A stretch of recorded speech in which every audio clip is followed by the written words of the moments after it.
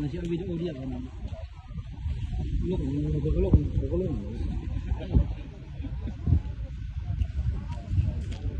เอาเดี๋ยวนี้เขาอัพโหลดอัพโหลดเขาบอกเขาก็ปิดไปให้มันเอามาไป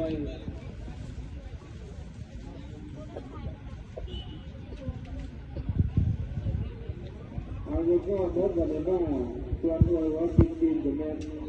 ให้ท่านคอยว่างลงคอยว่างลงเอาด้วยแล้วคนนั้นมาบ่เนี่ยแต่ว่ามาขอกำลังลุกย่อกันมา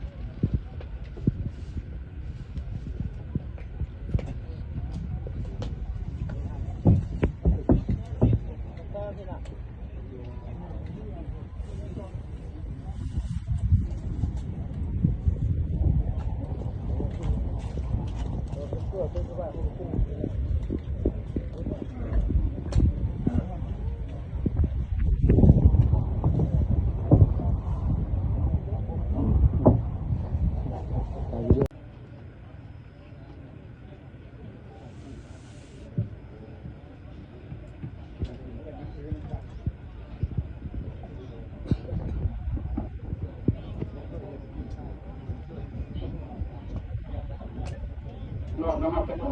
อาจารย์เทนานุเทนาเยี่ยมทางคณะพัฒน์คณะมัตตาในร่างของการครอบครัวทางแฟนทางเมืองพร้อมด้วยญาติพี่น้องเพื่อนมิตรสหายที่อยู่ใกล้และอยู่ไกลได้เข้าร่วมในงานที่ทราบพนักเป็นศพในครั้งนี้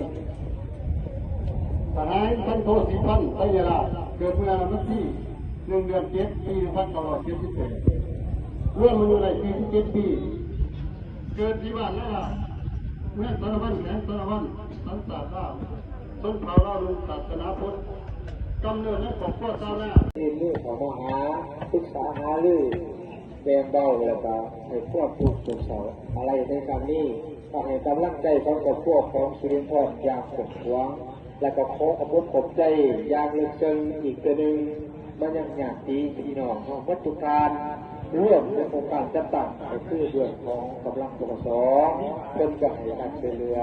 อย่างเต็มที่และกับการช่วยเหลือครั้งนี้และเป็นการขอบขอบใจและก็อวยพรใส่มันยังทานจนมีสุขภาพนะ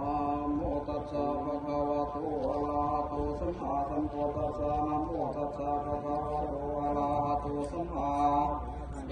นะโมตัสสะภะคะวะโตอะระหะโตสัมมาสัมพุทธัสสะกายังอัตตมาภะโวนะมาลุปังทุกขังอนิจจังอนัตตาสุติอสุขังอิมังกายะกัมมังธนาปุณังภเวติกายังอัตตมาภะโวนะมาลุปังทุกขังอนิจจังอนัตตาอิมังกายะกัมมังธนาปุณังภเวติกายังอัตตมาภะโวนะมาลุปังทุกขังอนิจจังอนัตตา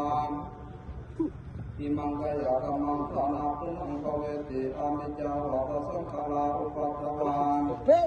ปัสสิตวานินุ